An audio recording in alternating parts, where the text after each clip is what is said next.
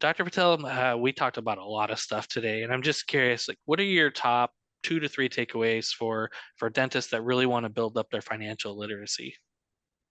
Number one, hire a professional. Reach out to Brett, reach out to the CDA for direction. You don't need to do this all by yourself. And quite honestly, you shouldn't do it by yourself. You should have someone that does this for a living guiding you.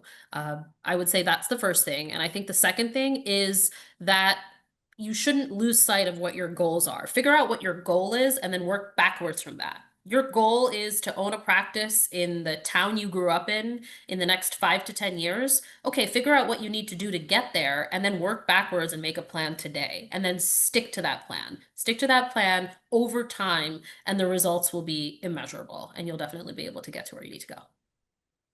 Awesome. Thank you. Brett, Yeah. what about you? What are your 2 to 3 takeaways for dentists? Yeah, there's so many, but top three. First, you don't have to be an expert, but you do need to be engaged, right? Too many dentists hand off their financial life to someone else. So Dr. Patel said, like, go hire an expert, work with an expert. Yeah, you should do that, but don't just hand it off and hope for the best, right?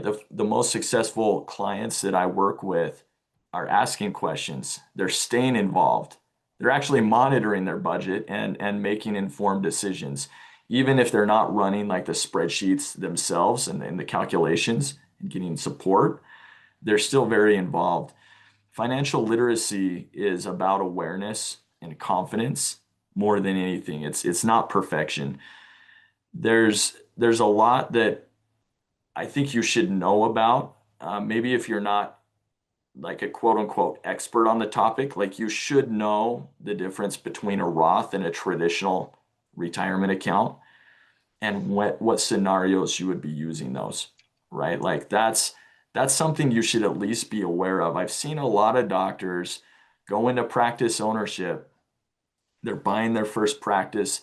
Maybe they only have a half a year of income, and then their CPA is trying to look good and trying to save them some taxes, and they take full Section 179 depreciation or bonus depreciation on everything they can with that practice purchase.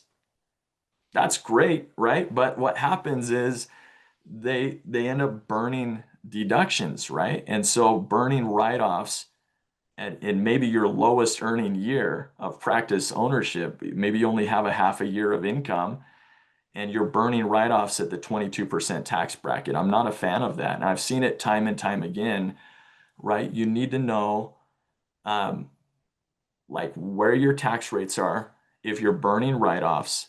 And then the Roth and traditional is a big one because if you are going to have a year where you're going to have lower tax rates, maybe you do want to write off your entire uh, all the equipment up front when you buy a practice.